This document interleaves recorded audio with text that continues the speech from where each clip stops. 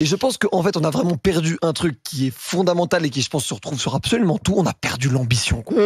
Et à la fin, ça se dégouline sur tout le reste de la société. On a arrêté de regarder les gens qui faisaient du mauvais travail. Et on a dit, c'est OK parce qu'on peut pas les virer, parce qu'on peut pas qu'il y ait le chômage, tout ce qu'il y a avec. On a arrêté d'être exigeant sur le médical parce qu'on a dit, de toute façon, il faut le payer pour tout le monde. Donc, au pire, on fait un trou dans les impôts et puis ça sera nos enfants qui paieront la dette. On a arrêté d'être exigeant avec la retraite parce qu'on s'est dit, de toute façon, c'est un problème pour plus tard. Donc, ça sera encore une fois nos petits-enfants qui s'en occuperont. On a arrêté d'être exigeant avec la sécurité parce qu'on a dit, ah, regardez, c'est quand même pas facile, regardez, ils ont quand même des excuses, on comprend pourquoi ils ont été délinquants. Et en fait, au lieu de se dire, on fait des règles extrêmement strictes, et derrière, ça va nous permettre de faire en sorte d'émerger une exigence des uns envers les autres. On a été un peu laxiste sur absolument tout. On a toujours été des cache-misères pour des politiques qui voulaient se faire élire en faisant des promesses qui n'avaient ni queue ni tête. Et aujourd'hui, on se retrouve à avoir la majorité des initiatives positives en France qui viennent du privé.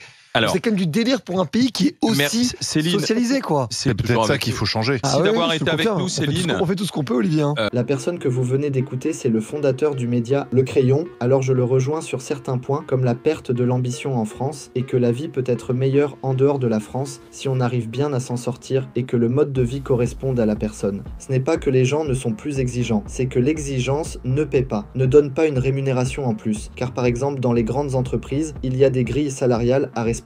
Dans le passé, on a imposé des lois dites fortes et difficiles. Pourtant, pour certaines, il n'y a eu aucune répercussion positive sur les citoyens et vous allez voir qu'on va devoir réformer les retraites dans 10 ans. Dites-moi ce que vous en pensez par rapport à ce que je viens de dire ou de ce qu'a dit Valéran.